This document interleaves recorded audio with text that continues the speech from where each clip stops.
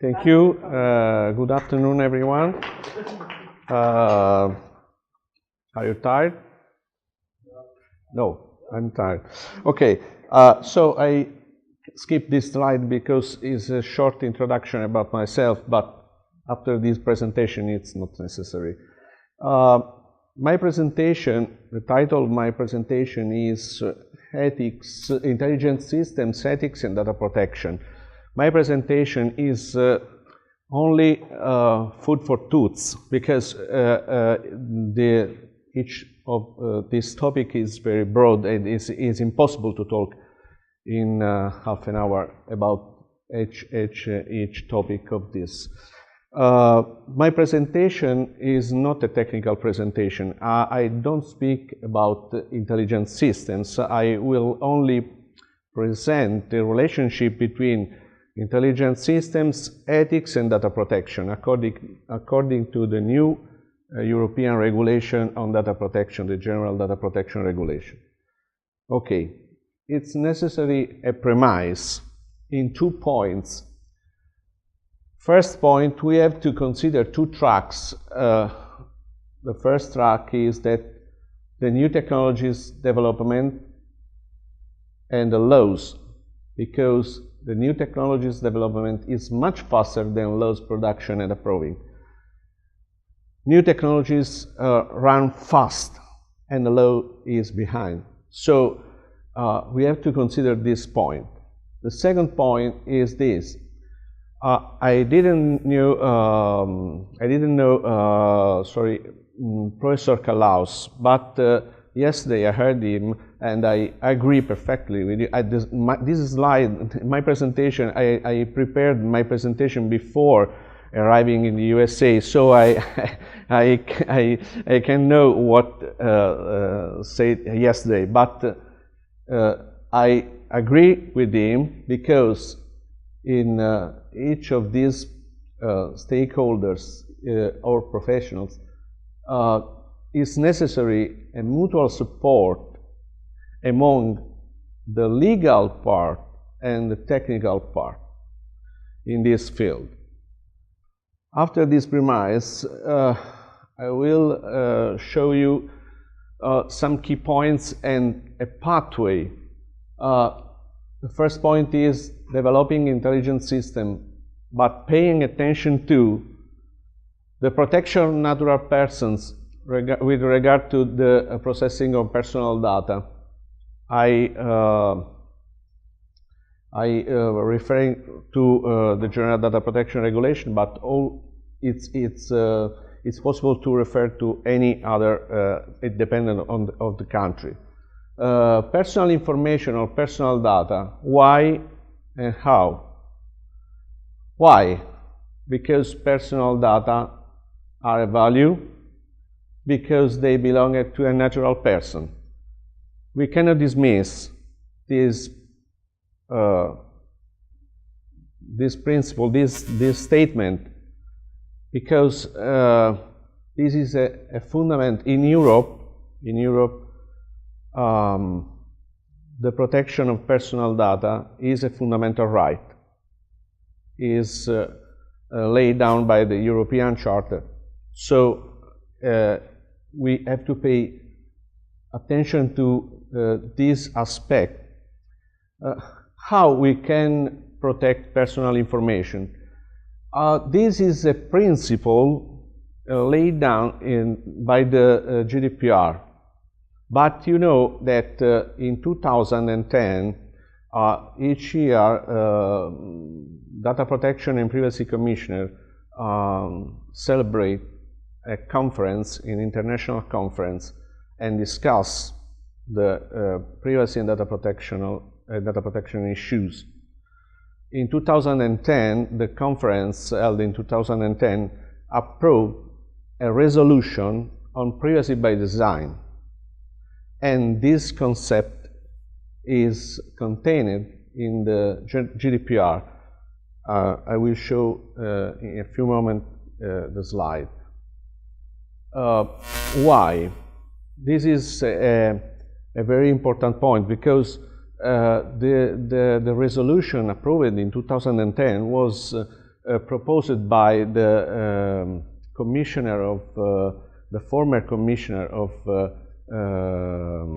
Ontario, of Toronto, but is the commissioner of Ontario, Ankavokian, a wonderful woman, wonderful. I learned much from her, and she was a pioneer on this topic. I was honored to be appointed as a Privacy by Design ambassador in Italy because I studied this topic since they started to talk about ethics. We are persons and not mere data. Awareness raising to achieve adequate consciousness. These are the key points and the correct pathway to address the focus on this point. I suppose that you know who is Tim Berners-Lee. In these days, we can read about the 30 years of the founding of the proposal of World Wide Web. And this is an excerpt of a letter that he wrote yesterday, or I suppose, and he says these companies must do more to ensure the pursuit of short-term profit is not at the expense of human rights, democracy, scientific fact, or public safety. And at the same time, he says that platforms and products must be designed with privacy, diversity, and security in mind. So he nowadays continues to talk on privacy by design. What is the achievement? If each cogwheel is well aligned, we have the right balance.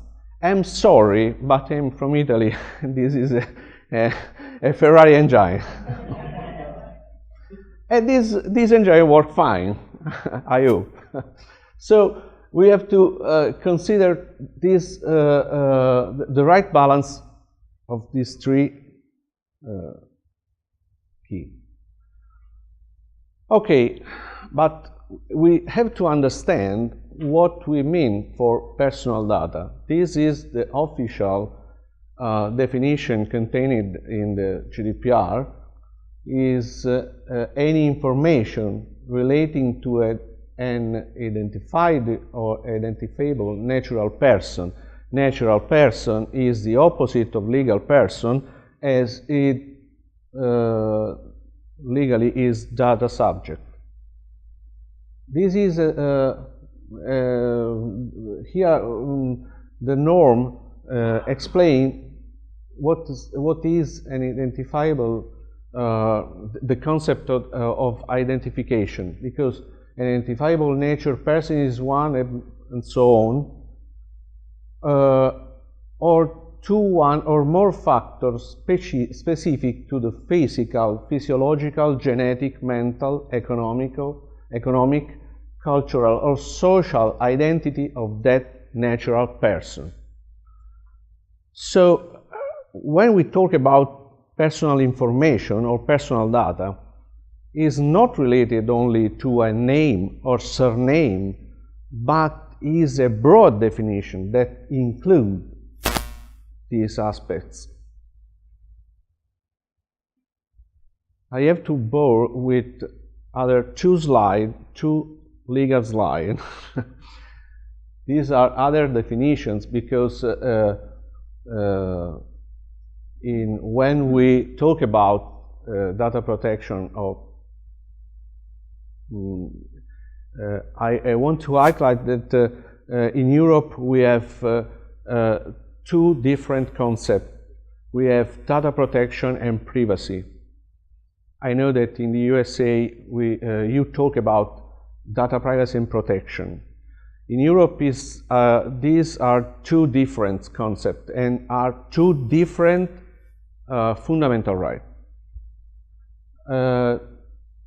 Who is the subject that manage my personal information? Is the controller, and the activity is the processing. The processor is another subject. This is the norm related to the data protection by design by default. The paragraph 1 talks about data protection by design, and paragraph 2 is related to the data protection by default. How can we realize how can we respect the principle of the data protection by design principle in an effective manner to integrate the necessary safeguards into the processing in order to meet the requirements of this regulation and protect the rights of data subject? What does it mean? If I am a company, I have to develop a software, an algorithm, before I start the project.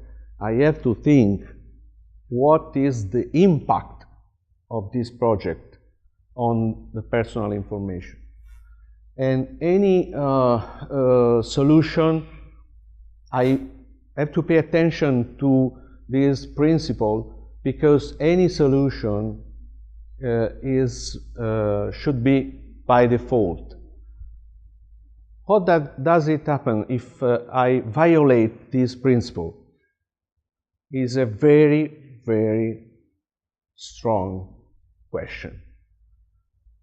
Administrative fine up to $10 million, euros, sorry.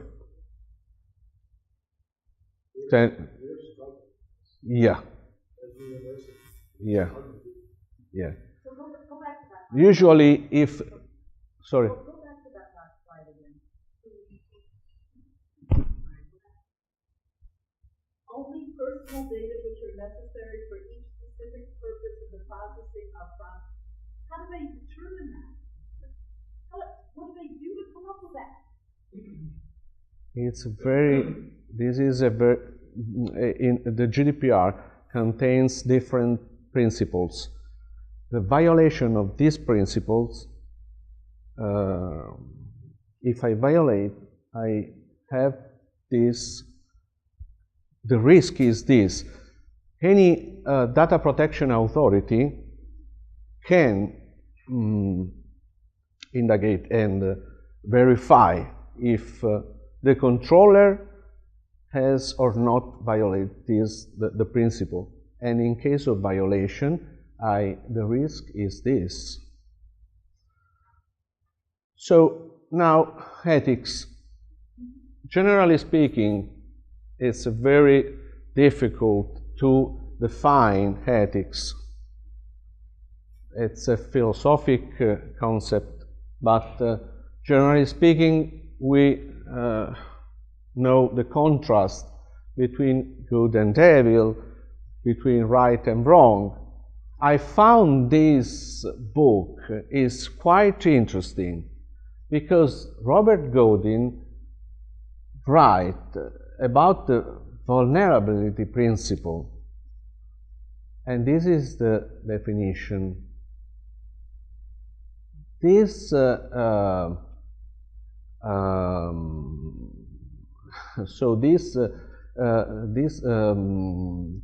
vulnerability principle talk about moral agent and a sort of responsibility, respect the others. So why should developers pay attention to ethics? Certainly because there are these principles: data protection by design or privacy by design. How to respect ethics in practice? This is a very difficult question. But I think that if we focus on ethics consciousness and exchange ethics consciousness with these other consciousness, we can realize a starting point to apply in practice ethics and certainly knowledge of the laws. Okay, what is the user experience? Before, sorry, your Lisa, your name, sorry, Risa, sorry. Talking about several applications. Oh, but often we download application. This is it's free. It's free. It's not free. We give our personal information. We think that this application is free. Are we sure? So this is a short list related to the information that we give. Name, surname, birthday, etc., etc. The information collected, all the information collected, big data. But the AE now Institute at New York University issued these 10 recommendations. And I see that the number 5 and the number 10 are very interesting. In the number 5, there is a reference to ethical whistleblowers and so ethics.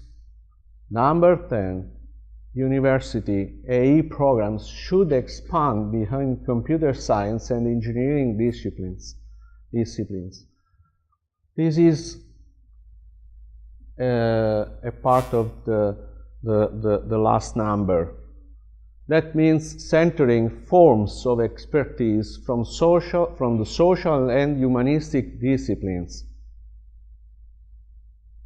So we cannot talk only about ethics, only about new technologies, only about intelligent systems, only about robotics, but we have to consider how these aspects match. This is a joke. What do you see? Do you know these people?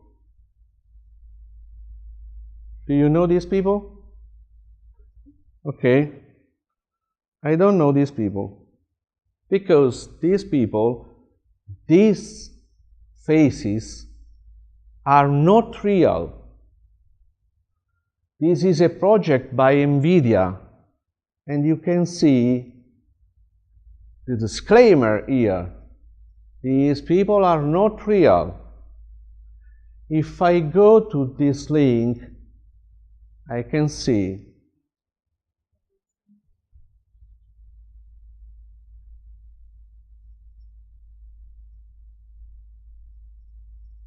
this is not real person. How is it possible? Because the NVIDIA project take the real face of another person and produce this. We have no time to see how this project works. But if you are curious, you can see this video on YouTube and you can see something never seen. Okay, misuse of personal data, data breach. This morning, Professor talked about the data breach, and because what's the matter? We give our personal information, yeah, because we trust the controller. But any misuse of personal information entails an ethical violation. These and other aspects, apart from the technical aspect of the data breach, there is an ethical violation.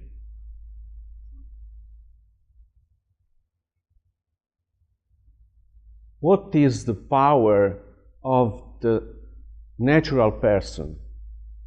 The natural person of the data subject should have the power of the control of personal information, the user at the center of the system. But I'm concluding with these questions. Who we are? Are we mere data? I think that we have to respect human dignity. Thank you very much.